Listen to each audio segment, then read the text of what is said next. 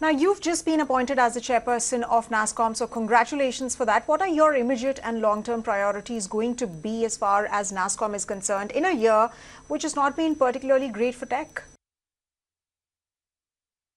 So, Sumita, first of all, thank you for having me on the platform.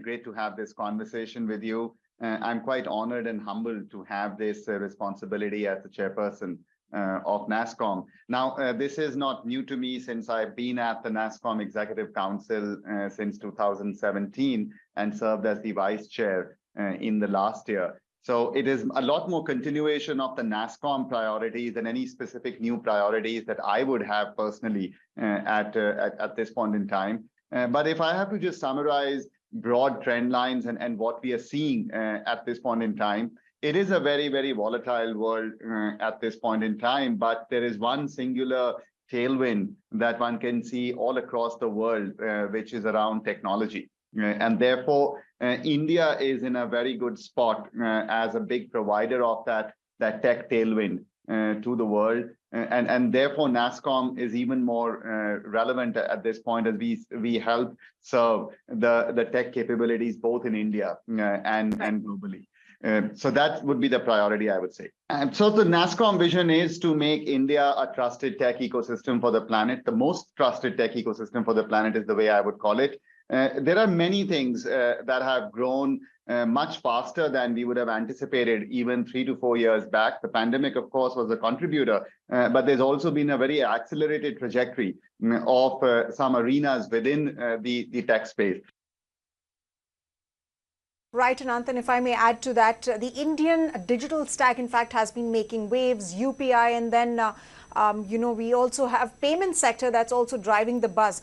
But despite the slowdown in geographies like the US and UK, the earnings season, if you saw, tech has been holding up quite nicely. Earnings have been rather decent, especially backed by investments in AI and brands like TCS, for instance, or Infosys, for instance, developing their own AI ChatGPT type platforms. Now, do you see the sector holding on to this momentum that's been generated?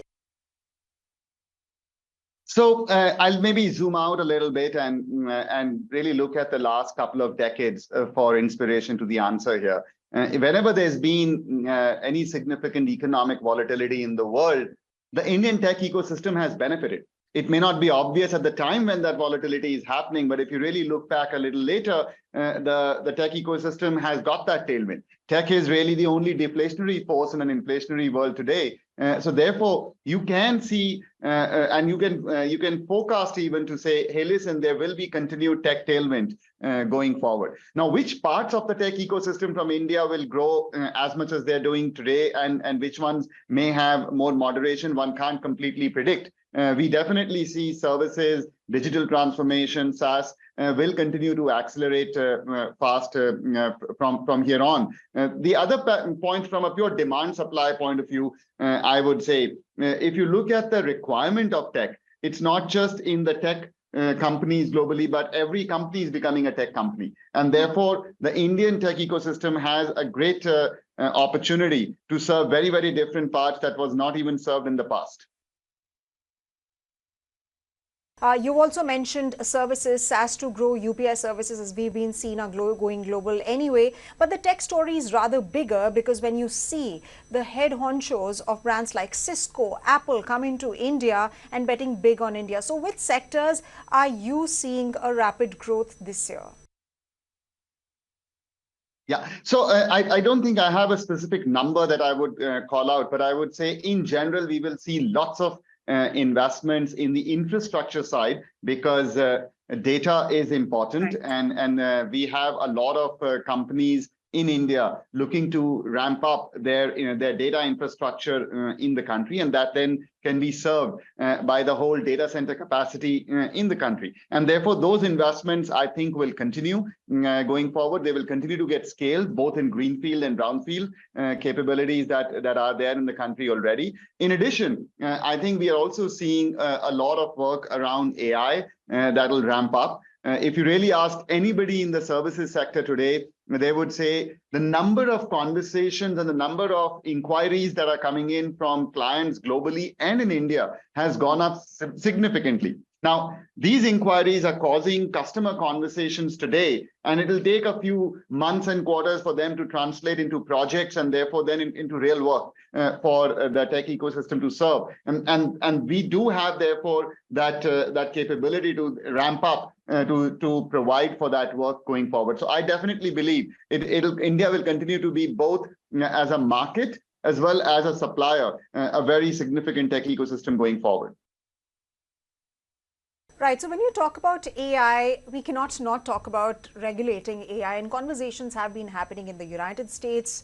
And of course, Sam Altman, the chief of OpenAI, also claimed during a congressional hearing, and I quote, AI regulation should not repeat the same mistakes that were made at the dawn of social media.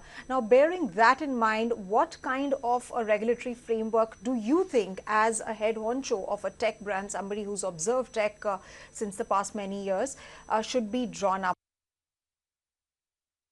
So first of all, I won't comment on what the congressional hearing was in the United States by Sam Altman or anybody else. I think I would like to quote Debjani Ghosh. She actually spoke in the media a few weeks back, and specifically on this topic around AI and the self-regulation. She wrote an editorial piece, and I think that was quite powerful, wherein the industry is taking a call to say we need to drive self-regulation very significantly going forward because it's a new arena. And if you really look at the thesis that she had in that piece, it was really around trust.